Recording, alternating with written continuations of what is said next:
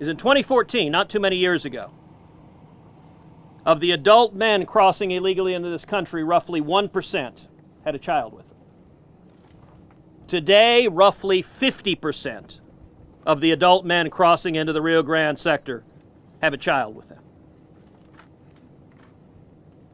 The reason for that, the fault of that, is the U.S. Congress, because we have told the traffickers, the human traffickers, we've told the drug traffickers, if you bring a child, that child is essentially a get-out-of-jail-free card.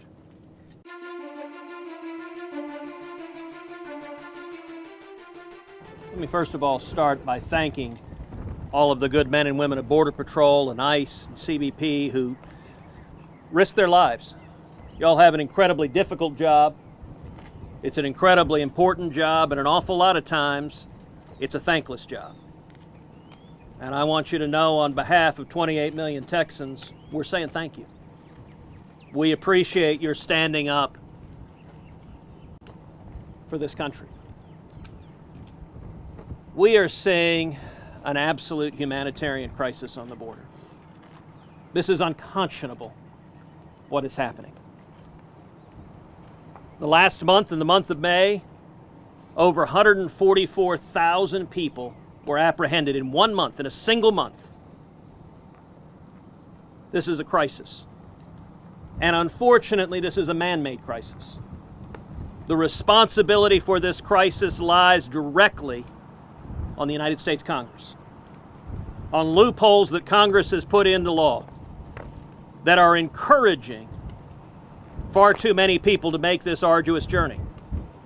Today, a group of reporters walked 1 mile in the blazing sun, with water, with medical assistance if we needed it. Now imagine doing that if you were a 4-year-old child. Imagine doing that if you were a woman 8 months pregnant. Our policies, the loopholes that Congress has put in place, is encouraging people to risk their lives. And even more tragically, it's putting children in harm's way. Earlier today, I visited the Central Processing Center here in the Valley, visited the McAllen headquarters. One of the more disturbing figures that I heard from the chief is in 2014, not too many years ago, of the adult men crossing illegally into this country, roughly 1% had a child with them. Today, roughly 50% of the adult men crossing into the Rio Grande sector have a child with them. The reason for that, the fault of that, is the U.S. Congress, because we have told the traffickers, the human traffickers, we've told the drug traffickers, if you bring a child, that child is essentially a get-out-of-jail-free card. It is an incentive from the United States Congress. Go and find a small child and take that arduous journey. Risk that child's life. And I'll tell you, far too many of those children face physical abuse, they face sexual abuse, they face neglect. And a growing problem we're seeing is fraudulent family units. Groups that present as a family unit, that tell the Border Patrol they're one happy family. There was recently a pilot program done in the Rio Grande Valley using rapid DNA to test family units that said they were family units. It found roughly 30% of those family units were fraudulent. In other words, the adults weren't related to the kids. We're hearing more and more reports of horrific things like children being rented to those crossing illegally. You know, this is a political environment where a lot of politicians like to talk about their enormous compassion, their enormous virtue. Let me tell you, nobody who is compassionate, nobody who is virtuous, nobody who gives a damn about human beings would want even a single day to perpetuate these loopholes and put more children in harm's way. We ought to be angry. We ought to be angry at politicians that wash their hands of this problem.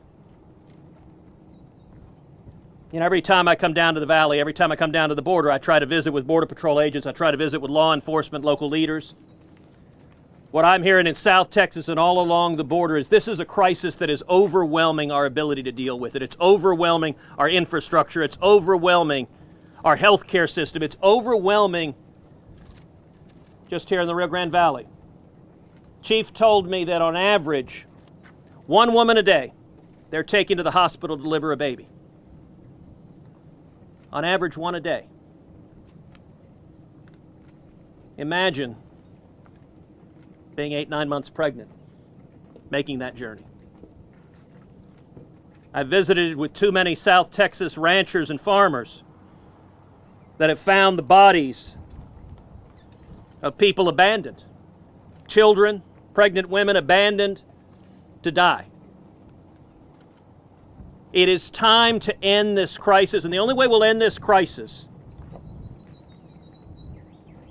is for Congress to stop the political posturing and solve the problem, close the loopholes so that children are not subject to exploitation as they are right now.